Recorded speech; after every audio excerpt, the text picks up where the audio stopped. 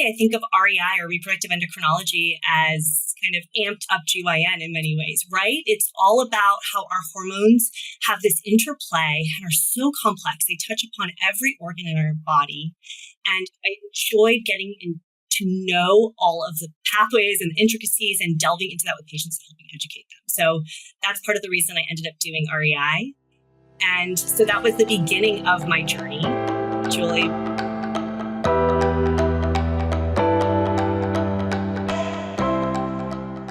Hello, and welcome to Pursuing Health. I'm Dr. Julie Fouché, family physician and former CrossFit Games athlete.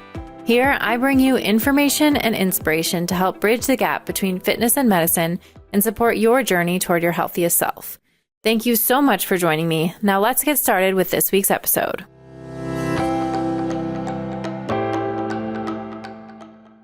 Welcome back to Pursuing Health. I am very excited to be here today with Dr. Lauren Rubal, who is a USC-trained Reproductive Endocrinology and Infertility MD. And I love how she defines her greatest career achievement as leaving a traditional REI partnership to pursue a radically reimagined vision for reproductive care. And I'm excited to talk to her about that today. She currently owns a boutique practice in Orange County, California, and her mission is to identify the root cause and heal reproductive issues holistically. Her unique approach focuses on fertility, recurrent miscarriage, painful, irregular, or heavy cycles, and menopause using an integrative lens. She's double board certified in Integrative Medicine and OB/GYN. She's also a wife, a mom to 3 boys, and she loves spending time in nature. So welcome to the podcast. I'm so excited to connect with you here, Lauren. Yes, thank you for having me, Julie. I'm excited to speak. Yes. And I actually was introduced to you because I was looking at the upcoming FACS virtual conference where you are going to be speaking. And for those who are listening who aren't familiar or don't remember, FACS is a group dedicated to providing information about natural or fertility awareness-based methods of family planning to the medical community. So it was a group I was introduced to as a med student and as a resident. The founder, Dr. Marguerite Duane, has been on the podcast in the past, talking about this topic as well, which was a great episode. So if you want some background, I highly recommend going back to check that one out. But I'm excited that you're going to be speaking. And as soon as I learned about you and looked you up, I said, oh my gosh, I really want to talk to you and learn from you all about this topic. So maybe we can just start at the beginning, a little bit about your story and how you got to where you are and what led you in the first place to deciding to become a doctor, and then how you chose OB/GYN and then REI. Oh, yeah, absolutely. I probably feel like I'm amongst the majority of us who may have always known we wanted to help people, right? Mm-hmm. And so I was one of those. I knew since I was little that I wanted to be a doctor. I thought I wanted to be a pediatrician, actually. I think probably because I was a kid when I first decided. Perhaps sure. Those are the doctors you see most of the time. Right, that's true, right? Exactly. And love kids which is nice because I'm still getting to help with that process in my job today. But, was lucky enough to go to a program where I was accepted into medical school from high school. And so was able to really hone in on that passion and that love. Went to medical school at University of Miami and then continued on from college to medical school there. And then during the course of med school, I don't know, in 3rd year, which is when we do our rotations, I realized how much of an affinity I had for surgery and for procedures. And it was really a very surprising discovery. I did not anticipate that. And so fell in love with the field of OB/GYN because it's a beautiful mix of both medicine, of continuity, of getting to know your patients, but also of really a very full day comprised of both, again, working with my hands as well as sitting and developing these relationships and guiding people through very serious issues at times, right? So the highest of highs, the lowest of lows. And so fell in love with the field and then went out, did my OB/GYN residency. And again, it was very much a joy to have all parts of it, right? Delivering babies, the surgeries, but again, had quite a heart for those couples who were having difficulty conceiving and Really, I think of REI or reproductive endocrinology as kind of amped up GYN in many ways, right? It's all about how our hormones have this interplay and are so complex. They touch upon every organ in our body. And I enjoyed getting to know all of the pathways and intricacies and delving into that with patients and helping educate them. So that's part of the reason I ended up doing REI. And so that was the beginning of my journey, Julie. But I'll tell you, I practiced as a very conventional REI for a bit. And in that time, I just felt more and more that I was so focused on these seemingly disparate organs, and I wasn't making those connections of how interrelated we are, and that we're more than our physical compartments anyway, that we're composed of souls. We have our mental state, our emotions. All of this plays so much into wellness and health. And so for many, many reasons, I just felt like I wasn't providing the care that I always thought I wanted to. And I decided to just leave my partnership. I opened my practice and did my Integrative Medicine Fellowship. And I know we have that similar story because we both went to the University of Arizona for that 2-year fellowship, which was life-changing. It finally put me with the tools that I needed to be able to make a difference for my patients in a way that was so fulfilling and is so fulfilling. Amazing. Oh my gosh, there's so much to unpack here. I think on the one hand, I can relate a lot with this feeling of even growing up knowing, okay, I want to help people or I want to be a doctor. I feel like I tried everything else to convince myself that maybe I could do something else before I finally committed and applied to med school. And because I couldn't shake it, right? It was like, that was the only thing I knew I wanted to do. And interestingly, I was on the opposite end where I thought family medicine was the last thing I would do. I was like, oh, it's so boring and so broad. I want to be a super specialist, or I thought about being a surgeon. And then I went the other direction. I was like, once I got into med school and I realized how much I wanted to be on the preventive side of things and like you mentioned with OBGYN, if I hadn't done family medicine, I definitely would have done OBGYN just because of the longitudinal relationships you get to have and being there for your patients during these really important times in life. Like you said, the highs and lows. But then, like you said, I can also relate to, okay, realizing that the system is really built and geared towards treating these really disparate body parts and organ systems instead of looking at the body as a whole, and often jumping straight to pills or procedures as the main treatment, right? And I think in an IVF focused practice, so many women, you sort of reach that 12, okay, it's been 12 months, I've been trying, what do I do next? It's like often it feels like IVF is the next option, and there's not a lot of other investigation into, okay, well, why are you experiencing infertility, or what could the root causes be, and how much you then can explore that using an integrative approach. And I will clarify, I didn't do the full 2-year fellowship. I did the program during residency, so it was not quite as extensive, but I got some exposure to it and exposure to functional medicine.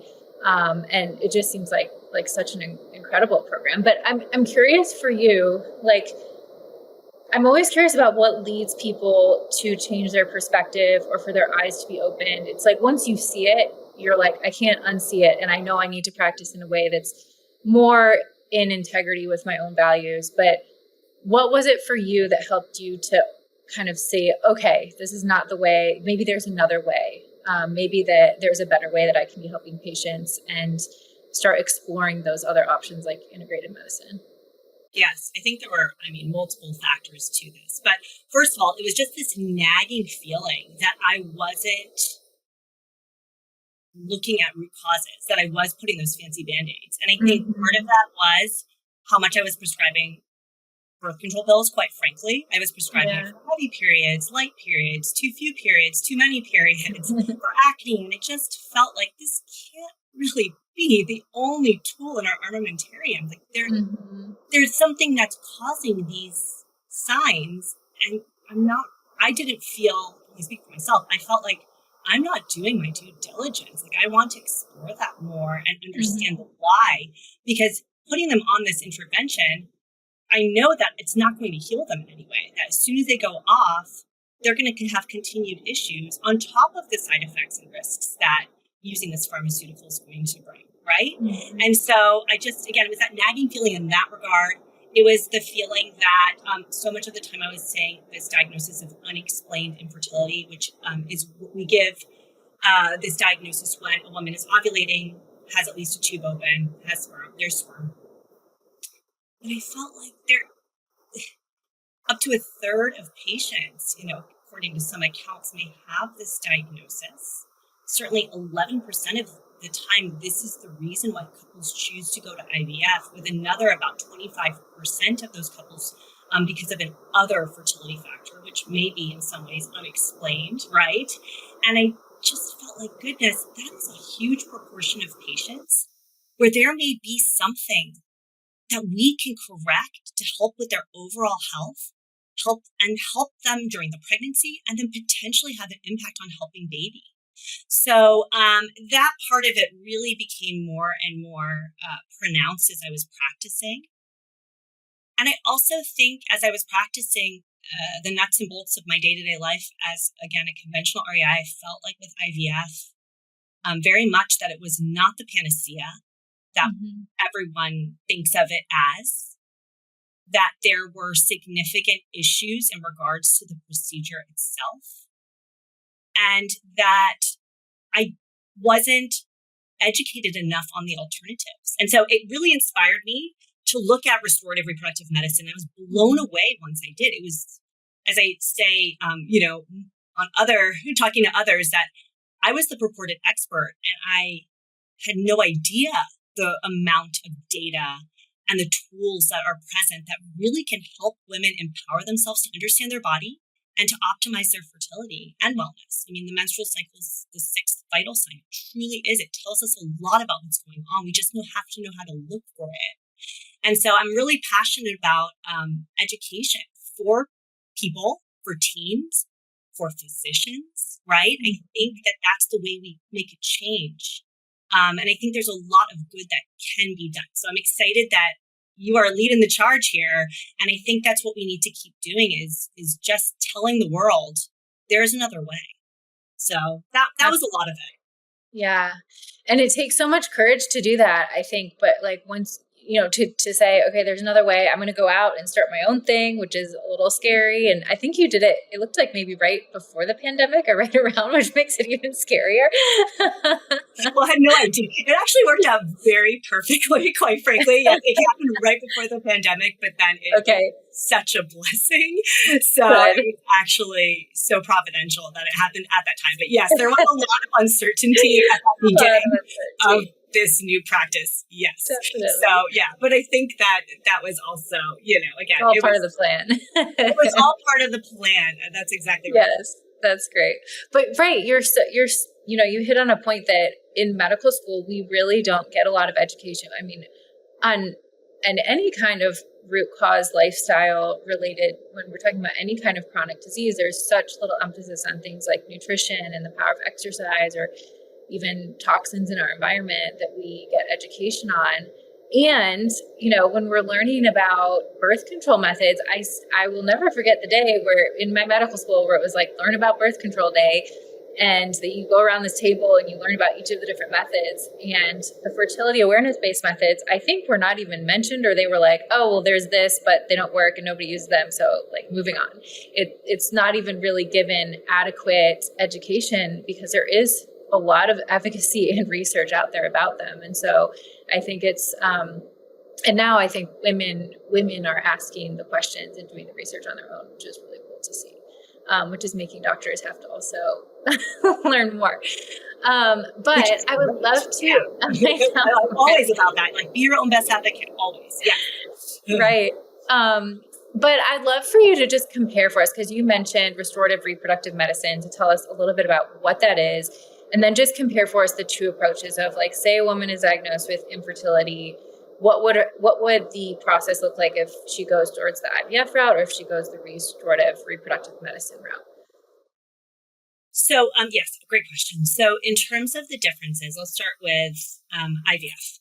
In IVF, essentially the goal is to wrest control of that woman's ovulatory cycle.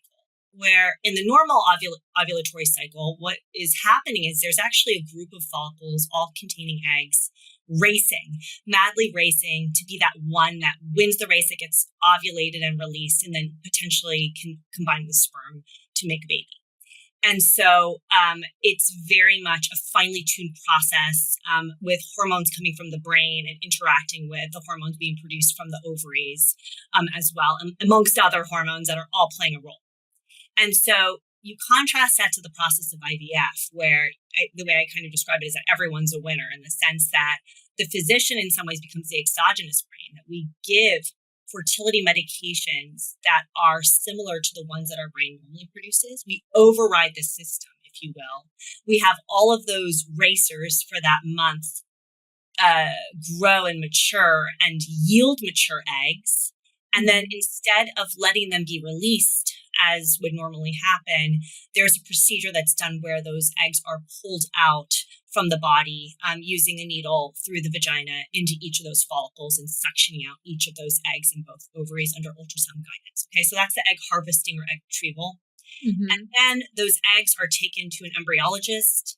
That embryologist will then choose a sperm and either place that sperm and inject it directly into the egg, or put that egg into a dish with multiple sperm. And we see what embryos are formed. Those embryos then grow in those dishes over a period of days.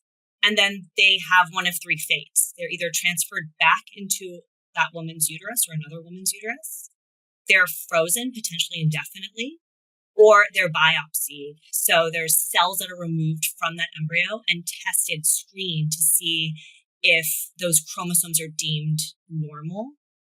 And if they are, then those would be potentially transferred back. If they aren't, many times those embryos are destroyed. And so that's the IVF process, okay?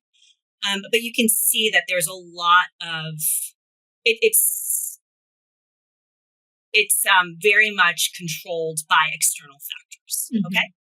Contrast that to restorative reproductive medicine. What is that? Essentially what that is for that woman, it's a very personalized look at how is her, what are the factors affecting her fertility, a deep dive into her hormones, into how her ovulation is going, how is her egg quality and cellular health in general. Is there anything happening at the level of the microbiome of the tubes or uterus? And then, of course, looking at the sperm and how to optimize that. And we really, I'll look at different hormone levels. I'll look at inflammatory markers, vitamins. We really, different nutrients. And we really build a plan to try to restore optimal fertility for that woman naturally so that she can conceive ideally on her own, with minimal intervention. So that's in some ways a very broad way of looking at the difference. I don't know if that answers that question.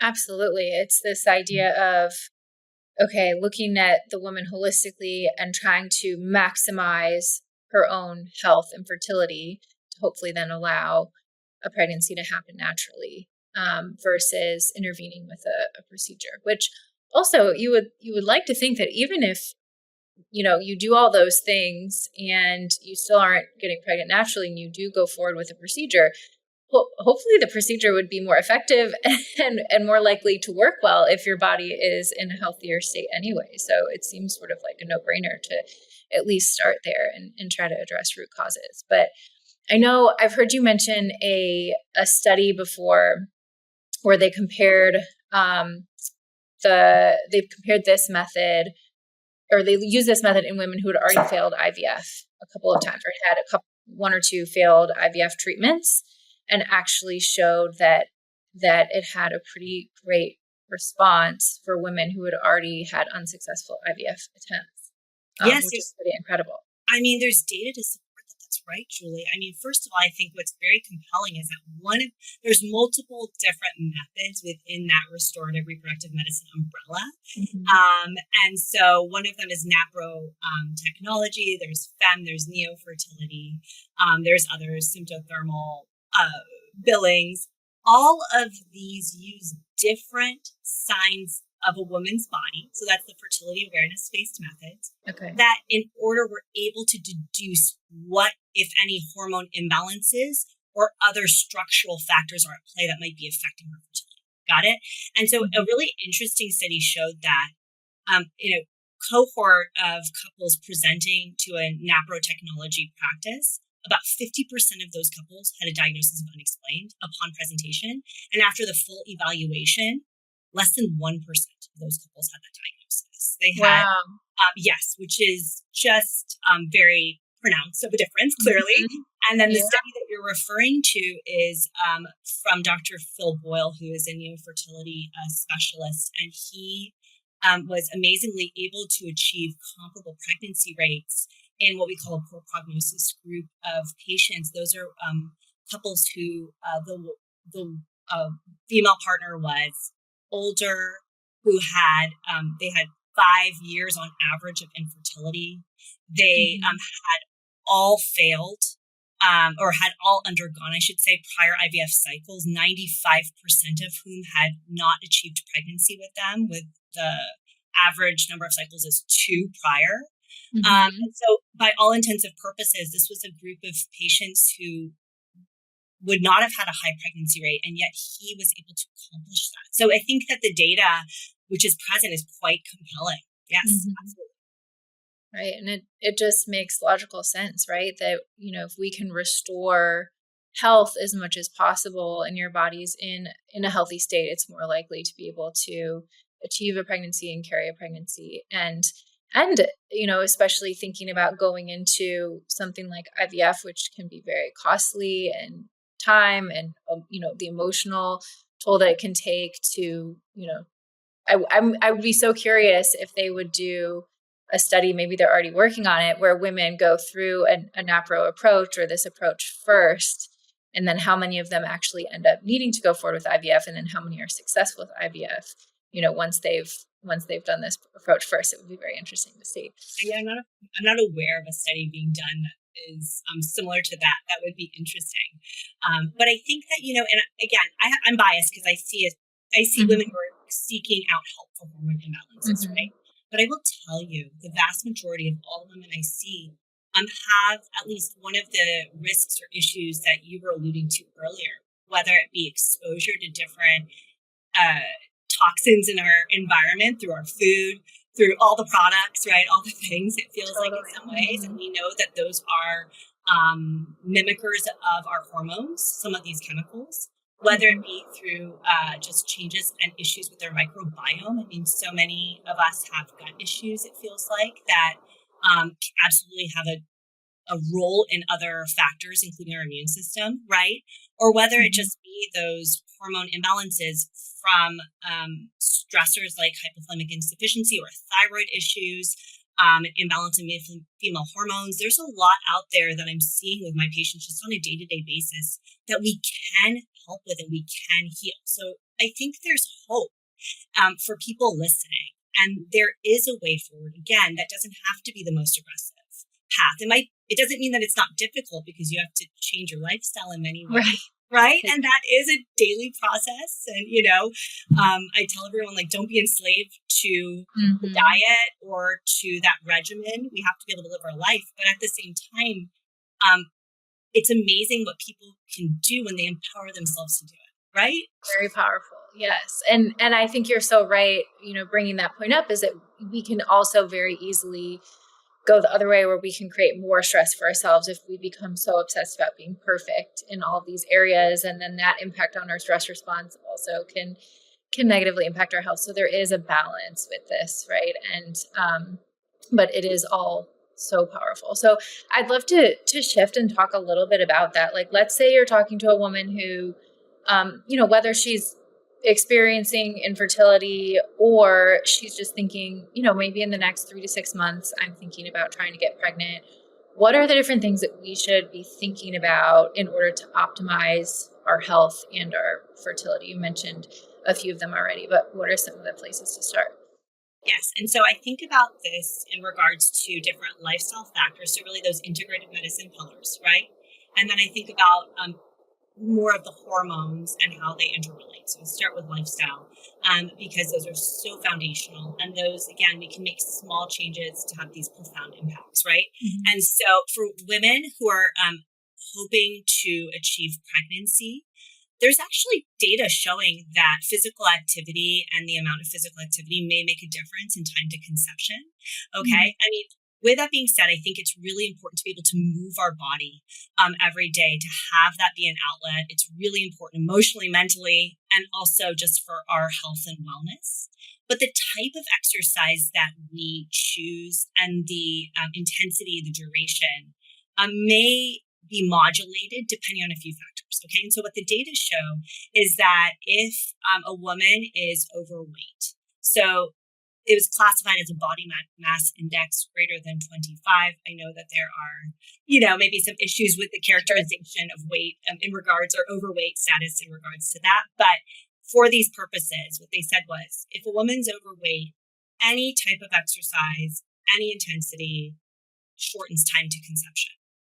For women that are underweight or normal weight, actually, in that case, then perhaps a more moderate or mild intensity exercise regimen may be optimal for those women. Okay. And so I think that can be tied together with the nutritional piece, which again is something else quite important as a woman's thinking about her fertility. There's a pro-fertility diet, which exists per the literature. And it seems like there's multiple different ones. Of course, Mediterranean diet is always, the best. It seems like for everything, right? So, yes. But so what it is comprised of, this pro-fertility diet, is just a protein and a focus on ideally organic, of course, grass-fed, really protein sources that are not being exposed to antibiotics or pesticides, or maybe some of these feeds that we're then getting in our bodies, right? It's comprised of a good amount of antioxidants from vegetables and fruit. It's actually comprised of full fats. And that makes sense because fat and cholesterol is the building block of our hormones. So we need to have that building block in order to have sufficient production. And it's comprised of other anti-inflammatory products, like olive oils is one that I tell my patients, big proponent of that, but those polyphenols, right? And so that is a pro-fertility diet that I also tell people that the type of and the pattern of what they're eating and how they're eating it. So maybe this isn't the time for intermittent fasting. Like, we want to just really kind of support and prepare for pregnancy. And those type of restrictive diets are not ideal when you're pregnant, certainly. Okay. So we think about those type of factors. Okay. Obviously, I think if a woman's dealing with gut issues, this is a time to consider doing elimination diets, or trying to really dive deep and figure that out, heal her gut, understand if there's anything that she has an intolerance to. It's a nice time to do so, to prepare her body as well. Okay. And then I think of other lifestyle pillars. So of course, we talk about stress, and I feel like stress is so hard because stress is out. There are stressors in our lives. It's unavoidable. It's unavoidable, right? But what's in our control, and what I like to tell people, is that we have the opportunity every day to find something that you find fulfilling, that brings you peace, and to try to make sure you focus on that, whether that be prayer, time in nature, right? Exercise again, journaling.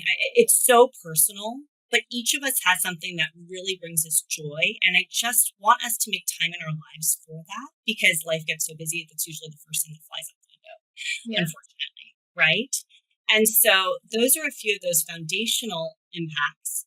In terms of other integrative medicine modalities, of course, it's decreasing our toxin burden by just trying to make small shifts. I'm sure you've had other guests on who have really delved into this, but I tell people, if we can, just try to avoid pesticides through eating organic, right? These small changes that a lot of us are able to do, are changing the type of endocrine disrupting chemicals we're exposed to, be it through our fragrances or different body care products. It also includes just really considering some supplementation if people are open to this and depending on their circumstances. So having a good prenatal vitamin and starting to take that. There are studies that show that adequate folic acid levels actually optimize fertility and decrease risk of birth defects in baby if they're taken for about 3 months prior to getting pregnant. That's one example. Omega-3s are, again, wonderful anti-inflammatories and antioxidants that have multiple benefits for mom and for babies.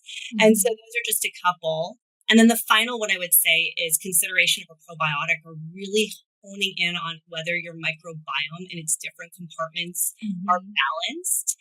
And if not, again, doing that work to get that balance as much as possible. So those are some of the integrative medicine parts. And I can speak to the hormones too, because that's a whole different part.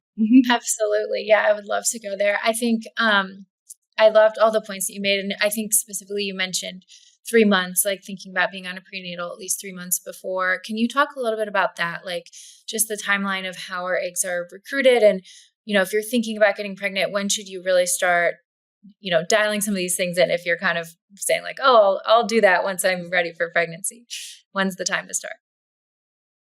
That's a great question. I would say that I am, of course, again, biased, but I would love people to do as much to even say, we're just going to do the basic foundational changes with nutrition and eating a balanced diet with, with the physical activity, with sleep and trying to work on sleep as soon as you can. I think that that's just great for our wellness and longevity. So that's my you side. would love everyone to do that all the time. Yes, yeah, I get it, right? Exactly. But so in terms of your question about the eggs, it's interesting because our eggs actually begin developing a few months prior to that race I was talking about, where they line up and then they go on that race to see who's going to be released from the ovary.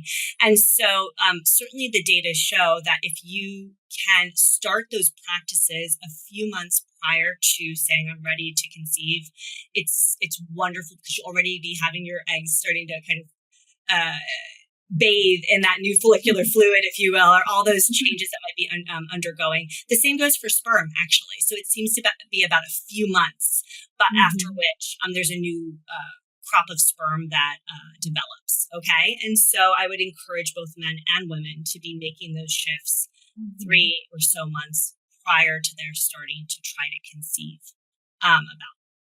I love that. And then you mentioned, as far as toxins, thinking about, the toxins in our food, trying to eat organic when you can, the quality of your meat, the looking at personal care products, home cleaning products, things like that. What about for women, things like hair dye, getting your nails done, spray tans, all of these things that come up? Are those also things that can impact egg quality? I know some of them are often, talked about during pregnancy, but what about preconception? Yeah, great question. This is where I start feeling like, again, I want people to remember that they have to live in the here and now, right? And so we are always wanting to do our best and optimize our health. Again, the longevity, we've already talked about that. Right. At the same time, if that's something where they feel like, once in a while, I want to do X, Y, and Z, I think we have to also live our lives, okay? With those things being said, I think that there's less data to guide us in terms of egg quality in regards to those different factors. I will tell you that I am of the opinion that if we can be purists in some ways, I think that it just makes the most sense if possible. If not, then things like dyes, or even for nail polish, I would try to use the least harsh chemicals possible. I would try to also, this is probably an unpopular opinion, but maybe avoid gels. And that's because of the UV and the light exposure to our skin. Quite frankly, again, not good data. This is just if we want to be purists, that's what I would encourage people to do. So interesting. Okay, got it. So live your life, but as naturally as possible. Yes. I love that. What about, you mentioned a couple of supplements. You mentioned the prenatal vitamin, the folate, the omegas. What about choline? I know that choline you can get through foods. It's really high in eggs, but what do you recommend for women? Is that more, once they're pregnant, or is that something they should think about ahead of time as well? Yeah, great question. Choline's an essential nutrient that, yes, you can get in eggs or in meat.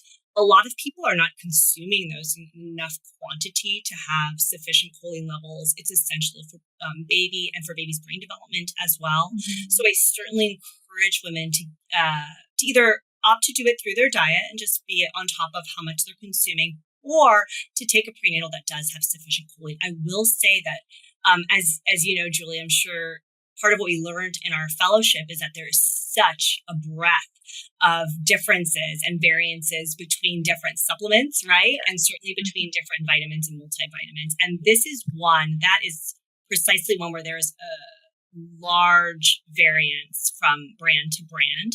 Mm-hmm. So I would encourage people to look for a brand that has at least over 100 milligrams of choline, or even over 200 would be sufficient. Again, depending on the factors of how much they're intaking from their diet. A lot of brands have a very low amount still.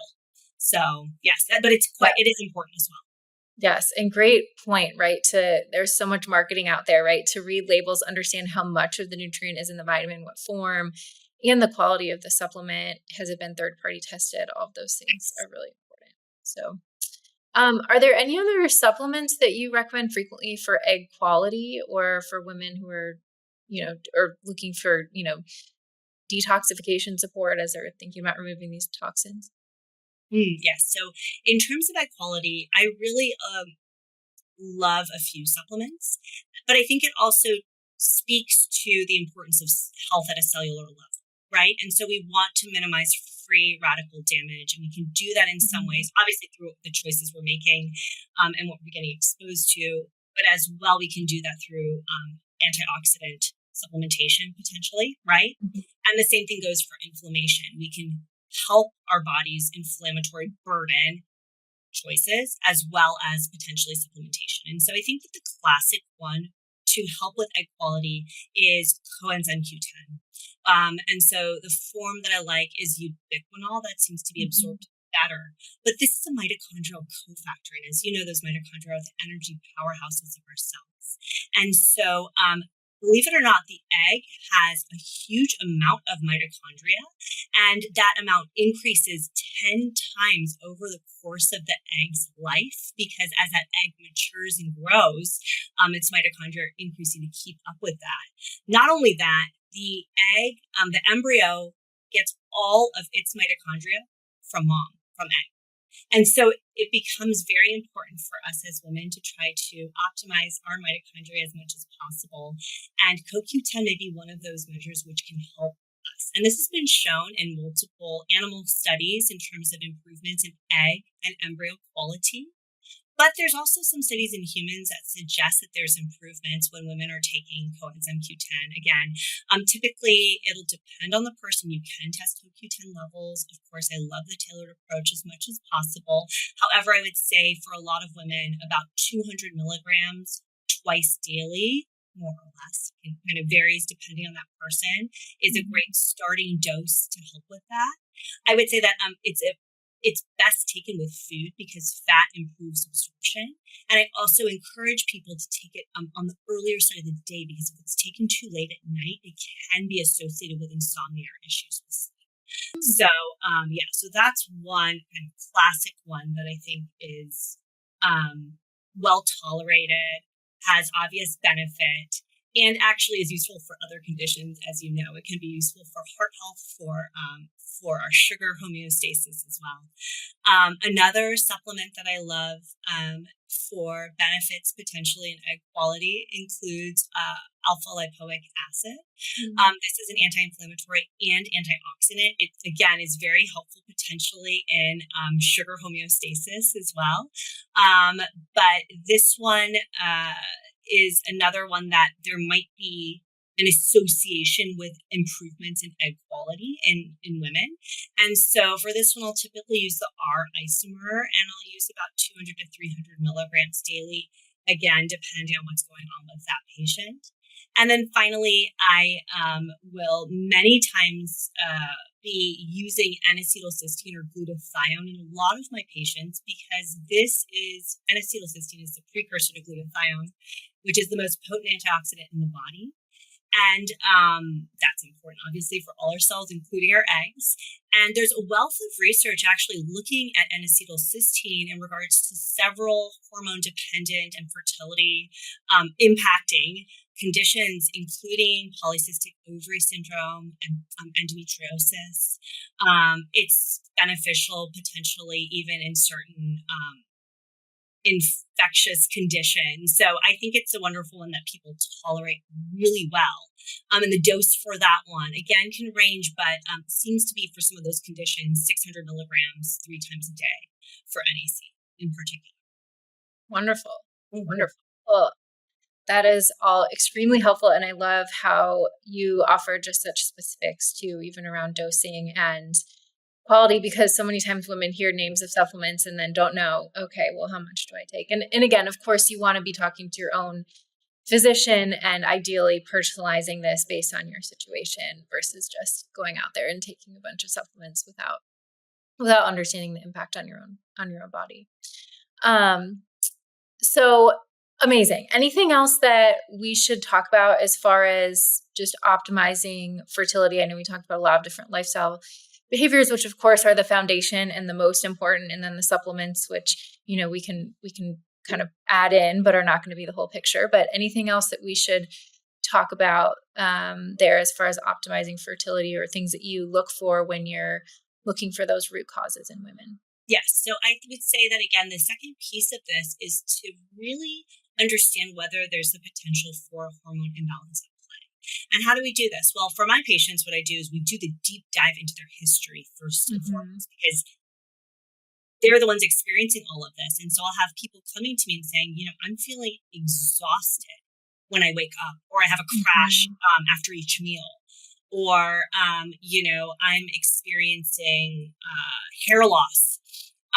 Or too much hair in parts that I don't want, or acne. So each of these suggests several different hormonal conditions, from potentially thyroid for some of the underactive thyroid, specifically for some of those first conditions I was mentioning, first symptoms I was mentioning, to potentially even, again, imbalance in male and female hormones, if there's a growth of hair in different patterns on your body, or acne on your face, chest, or back, right? So we start teasing that apart to say, okay, should we consider doing baseline hormonal testing? Because if there is an imbalance, let's work on, again, trying to heal this. And then not only that, I'm such a huge proponent of fertility awareness-based methods because they provide so many clues. Information, yes. So much information, right? Either from, if women are experiencing a very short post-ovulatory phase, and you wonder what's going on with the hormones,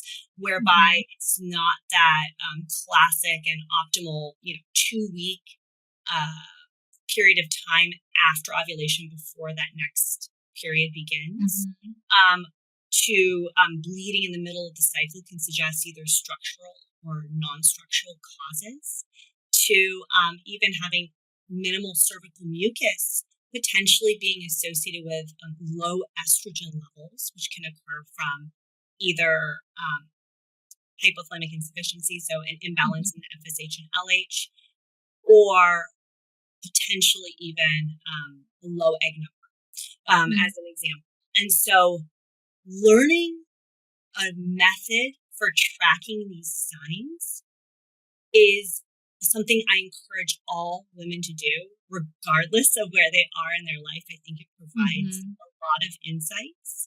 But I also want to tell people, because sometimes that can be a huge stressor, because they'll come and they're like, oh, I'm doing it all, but it's exhausting and I'm marking everything down. And so I tell people, you know, I want them to find a tool. There's so many different types, whether it be monitoring your temperature versus cervical mucus versus doing urine testing for the hormones actually in your urine. And so each person can really try different ones. There's a lot of wearable tech, which makes it easier. And I would encourage people that if they're having a hard time with one, don't feel like you have to keep doing it. Seek something else, or seek the assistance of a coach or of a physician who can help guide you through that. and there's some wonderful programs. So Fertility Science Institute has all the different types of methods, so people can kind of explore that and decide which one might be the best for them, for example. Yeah.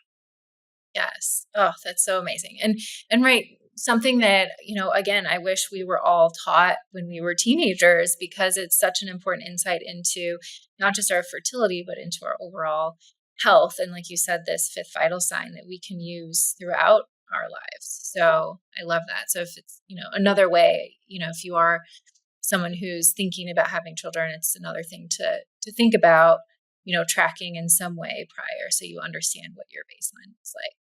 And also when you're ready, again, as we mentioned, it really provides natural ways to either avoid pregnancy, right? They're quite effective. They're quite comparable to condom use, or optimize fertility. So there are interesting studies showing using fertility awareness-based methods increases your per cycle chance of pregnancy by 10 percentage points, which is amazing, honestly.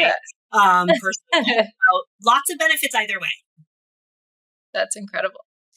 Well, as we get close to wrapping up, I still would love to hear more.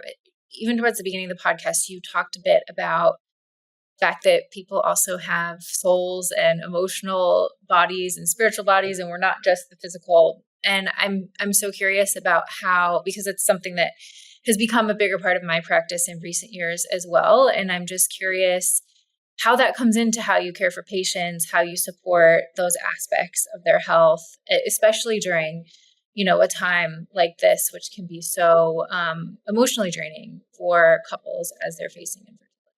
Oh, absolutely. I think that it's hard, and I say this all the time, but it really is profound suffering that people are coming to. It's pervasive. It just can very easily become the sole focus, understandably, because it's so difficult to be going through this and have that uncertainty of what's going on, right? And so, yes, I love leaning into those other aspects. I think it's quite important, not only because instead of the despair that many people may come into my office with, there is so much hope. This is clearly borne out by the literature. We know that ultimately, I know it can take some time, but over time, the vast majority of couples, up to 95%, will conceive, will have a child. And that is encouraging. I know it can feel very scary.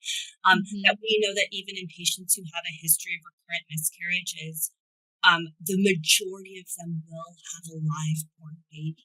And so I always want to provide that hope. I think that is quite important. And I think, like you said, that we need to always remember that in these sufferings, it really is our opportunity to grow deeper in our relationships to each other and to God. So I'm a person of faith, and I think that I didn't focus on that as much, but that certainly was part of my decision to leave the conventional world behind in many ways. And that was, again, from just wanting to be able to focus on that more with my patients and hone in on that and understand that this is, again, an emotional and mental just struggle that people are dealing with, to the fact that I really believe that actually the data show that religion and having that connection spiritually extends our lifespan by an order of years, right? And so that's kind of an interesting concept, but we want to dig into that and hone in on that, and not forget that in our quest to try to correct everything, that again, we're not only made up of interchangeable body parts that don't have any other meaning, that we are human beings, and that this is an important part that has to be focused on. And so that mind-body medicine component, we really dive into when I'm with my patients and we're talking about that, we develop a plan that's going to work for that person, for that couple, so that they're able to focus on that. Yeah.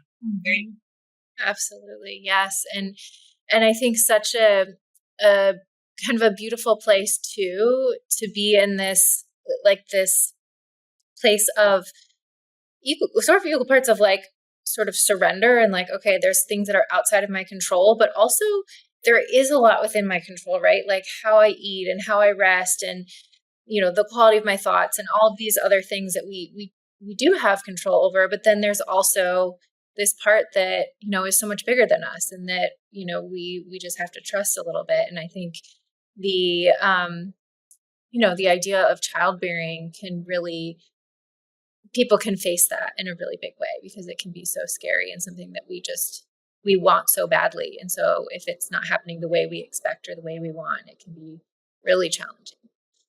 Yes, that's beautifully said. Exactly. That's exactly right. And it really encapsulates.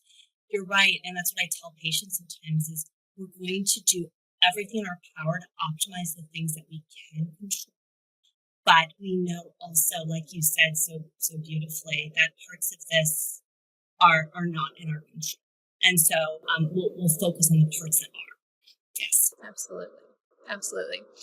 Well, as we wrap up, there's 3 questions that I ask everyone at the end of the podcast. So the first one is, what are the 3 things that you do on a regular basis that have the biggest positive impact on your health? Okay. So the 3 things that I do, pray, for sure. That I like is, just to continue that conversation yes. with God and really, remembering who I am and who He is, and how to be an instrument of His will in my daily life. So that's number 1. Number 2 is my relationships, and that's with my husband, and my family. I, am daily challenged and have just so much joy from being present for them and with them. So that's huge. And then obviously all my friends and the people whom I've been close to, it really provides such a source of, just love and support, right? And then the third thing I would say is to be out in nature and to, that is what I would, that's key. That's key. So those are the 3. Yes. And so healing. What is one thing that you think would have a big impact on your health, but you just have a hard time implementing it or something you're working on? This is easy because this is an active struggle, but it's sleep. Okay. That's probably the most common answer I get to this one. Oh no, I know. And I know it's so important. I talk to people about how important it is. And I always, think I better be, again, continuing to work on this and try to give myself grace when I fall off of it. It just feels like I don't have enough hours in the day. And so, being a mom and wife and having other things going on besides my career, sometimes I can't get to everything until after everyone's in bed. And then that is a disrupt. I'm not getting the full 8 hours that I need to be. It's so hard. It's a constant struggle for everyone. I know. Oh goodness. And a great thing when you have so much going on in your life that you're passionate about that it fills so many hours, right? That's true. What about the third question is, what does a healthy life look like to you?